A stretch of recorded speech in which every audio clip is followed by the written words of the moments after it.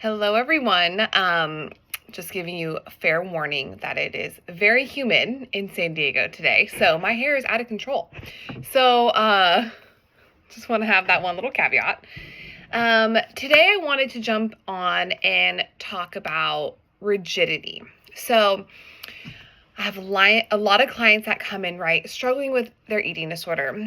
And a big piece of that is being very rigid with timing, types of foods, their eating schedule, their ability to even rigidity around their workout plan, or rigidity around being able to go out to eat. So rigidity is a huge piece of this eating disorder puzzle that needs to be slowly tackled, right? And how I conceptualize rigidity is the brain and body's desire for safety. So when we are rigid, right, I think of rigidity as a means of control, which the more I can control, the more I create safety. So when I hear things like, gosh, I'm really struggling with being so rigid, I immediately think you're trying to create safety for yourself, right? In a world that feels very unsafe around food, body image, movement. And so think rigidity, think I'm trying to create safety. So now when we want to create more flexibility, right, being able to be flexible with meal times, flexible about things not going according to your schedule or what you thought you were planning on eating, or going out to eat, or trying increasing variety of foods, right? This is all has to do with flexibility. When we're trying to increase flexibility, that can feel unsafe because you're like, what does that mean? How do I do that? And so I like to think about this kind of bridging of rigidity to flexibility, and I like to go somewhere in the middle, and I call it structured flexibility. And this is a nice little gateway of bridging these two places in order to create a little bit of safety as we're trying to create some flexibility. So structured flexibility.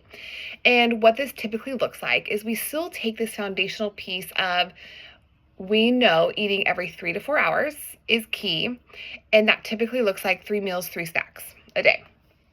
And so when we start talking about, creating that structure, we have this framework, and now how do we integrate flexibility within that structure? So the structure, the kind of the eating schedule is creating some of that safety, some of that containment. Now, how do you create some flexibility outside of that? So maybe meal timing is a really big piece of rigidity for you, that I need to eat at this time exactly for breakfast, for lunch, for dinner. And so it's like, how do you create flexibility of creating an eating window? I need to eat between this time and this time, and slowly starting practicing flexibility there. How do you create flexibility by increasing variety? I always have for lunch, right now I'm on a huge peanut butter and jelly kick. I always have a peanut butter and jelly sandwich for lunch. Actually, I'm going to practice some flexibility and try almond butter. Instead of my usual strawberry jelly, I'm going to try apricot jelly. I'm going to try a different type of bread.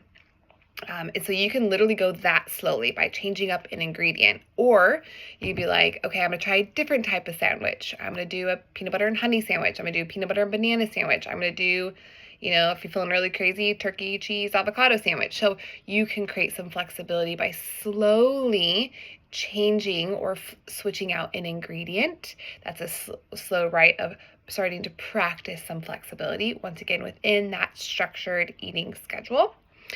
The last piece, there's so many pieces to this, but another piece is, eating out is a really huge piece of that flexibility, and creating a scheduled eat out time. Every Thursday evening, I'm going out to dinner.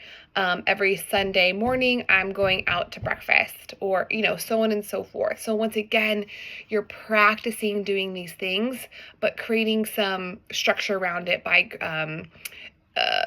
choosing a time and place initially for that. And the goal is that as you become more confident, more familiar with, practicing this flexibility, that when these moments naturally come up, right? Let's say last night, for example, we had planned on making dinner at home, but I was running late. My husband's like, let's go stop by. Our big things right now is going to Costco and getting the food cart at Costco. Maybe we're just cheap. But no one can't go wrong with a chicken bake and a slice of pizza. So anyway, long story short, Costco's on the way home. He's like, let's just meet at Costco and get dinner. And I'm like, sounds great. I don't want to cook. So once again, we can practice eating out, practice doing these things. And the hope is as spontaneous moments come up that you feel more safety of like, I've practiced eating at Costco every Thursday night. I know if a spontaneous Costco dinner trip arrives, I can do that. So hopefully that's helpful of starting with this. How do we break free from rigidity, move towards more flexibility? But we need a place in the middle of structured flexibility. That's going to create some safety, some containment as we practice being more flexible. So let me know if you guys have any questions around this, if there's any specific areas of rigidity that you guys are getting stuck, that you guys need some help with kind of breaking through. Would love to kind of get more specific and answer any further questions you guys have around rigidity within the eating disorder treatment process and just rigidity around being stuck in an eating disorder. So let me know what you guys think, and happy to answer any more questions. All right. Bye, everyone.